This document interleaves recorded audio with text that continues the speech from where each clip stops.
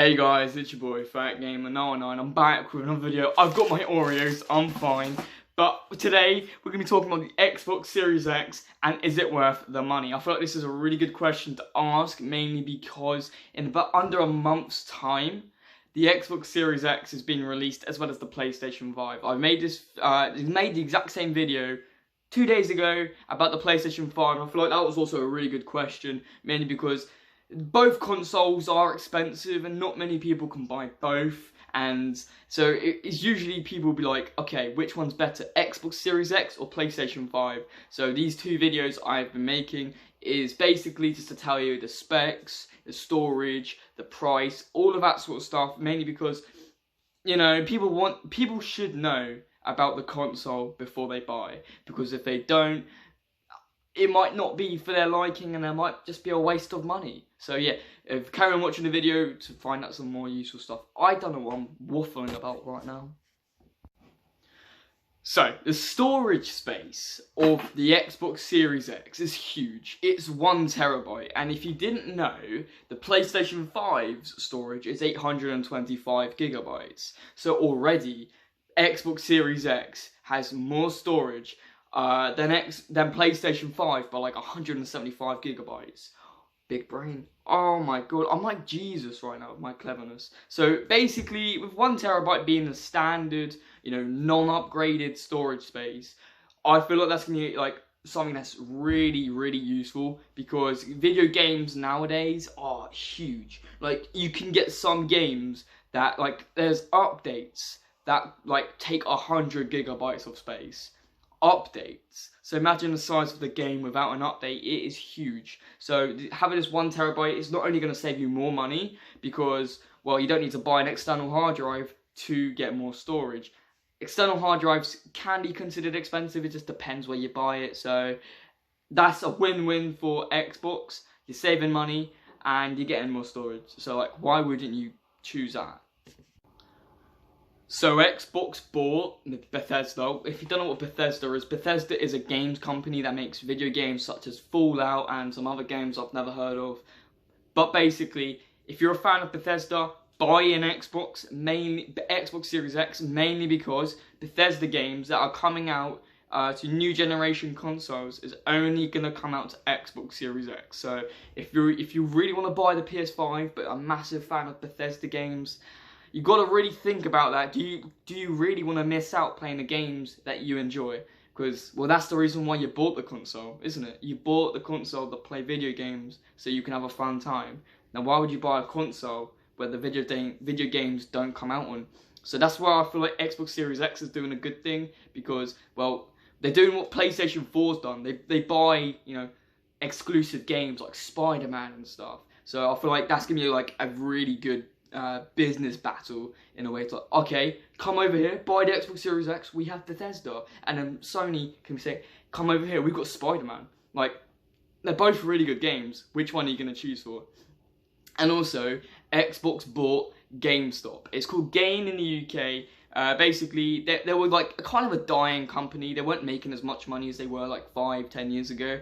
And basically what Microsoft has done is every single purchase with a DLC, bundle, video game, whatever it is, any single purchase, GameStop gets a percentage. So if you like companies that are nice to other companies and not a monopoly, Apple, buy Xbox, mainly because, well, it's also helping out another company, which is also a video games company, and without GameStop, things could become more expensive, because I don't think, if you realise, downloading games for now are cheaper.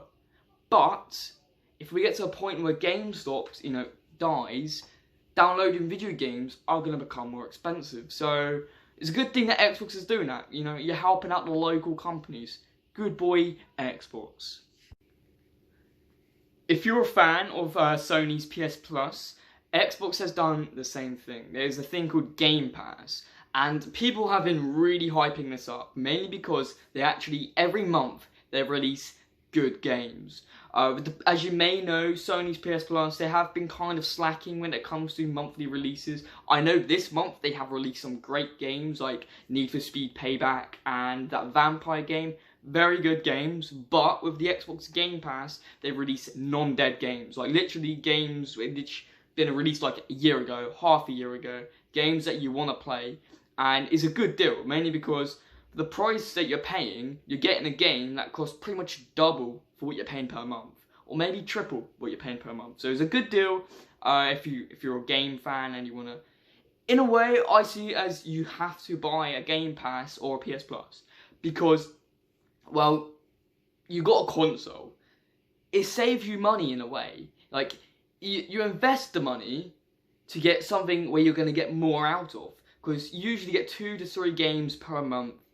Those 2 to 3 games per month, if you buy that without having a PS Plus or a Game Pass, would probably be costing. So there's 12 months. Oh, I don't know, 36 games a year. Is that maths? That would probably be costing around you £500 a year to buy every single one of those games that get released on Game Pass and PS Plus. So just buy the Game Pass. It saves you so much money. Okay. Also, we're going to be talking about the console now as itself, as its like actual thing. Basically, few people have been worrying, as the size of it, is it going to overheat? And there has been a few people, I'm going for my sources here, there's been a few people that have been getting this early, and they have never complained about the Xbox itself overheating, which is a great thing, because actually, it's smaller than the PS5, but thicker. So that's what people were worrying about, because there'll be so many things inside there that would be causing external heat or internal heat. So that basically people were worrying about that, because if your PlayStation or your Xbox, if it overheats, it's not a good thing. And nor the PlayStation and as well as the Xbox, none of them have been like complaining about overheating. Loud noises, as the PlayStation 4 has had its issues with loud noises, like sounding like a jet engine. Xbox has never had that. Oh, I think they did with the Xbox 360, but I didn't have one, so I don't know. But yeah, the Xbox, the PlayStation, no sounds whatsoever. It's going to be quiet, the quietest thing you're ever going to hear. And yeah, it's going to be pretty cool. So one last thing. So setting up the Xbox Series X is so easy. It's like, because usually setting up a console, you put wires into holes. Xbox is different, however. You put a few wires into holes, but then you have to download the Xbox app. And the Xbox app literally tells you what to do. It's so easy. It's pretty much Bluetooth, but apart from like 3 or 4 wires you need to plug in. That is amazing, because usually it's boring, monotonous. Oh, plug it in, wish for the best. Hopefully I'll put it in the right hole. That's what she says. But with Xbox, it's different. You download the app, you put a password on your TV, or whatever it is, it's Bluetooth. It's sick. Literally, I feel like that's something that's pretty dope.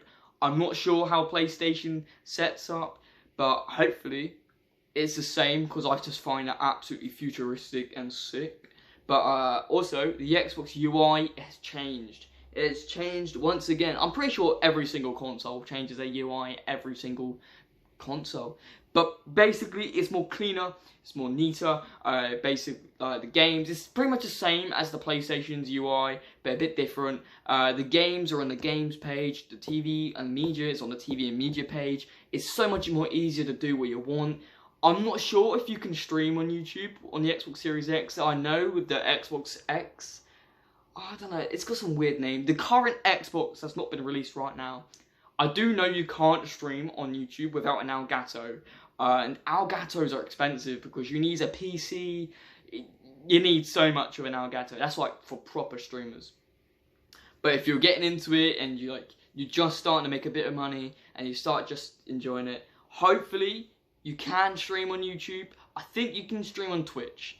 I think you can, as well as Mixer. No, Mixer died. No, you can't stream on Mixer. But yeah, I think you can stream on Twitch. Not sure about YouTube. Fingers are crossed. We're going to find out in 3 to 2 weeks' time when it actually gets released. The Xbox does get released a week earlier from the PlayStation. So, who's going to win the console war? I mean, console wars are just dead. Honestly, they're just dead. What I meant by that is, like, what console is going to sell the most? What console is going to sell the most in, like, whatever country? It's going to be dope. If you guys enjoyed this video, make sure to like, subscribe, put a notification bell on if you've enjoyed it. I actually enjoy talking about consoles. Damn, I actually really enjoyed this, guys. Type in the comment section down below what you want me to talk about next. I could talk about the NVIDIA 3090, 3080, 9090, I don't know. Yeah, I actually enjoy this. Damn, this is content I like. Bro, I'm going to be the next Gamer Ranks. See you guys in a bit. Have a great day.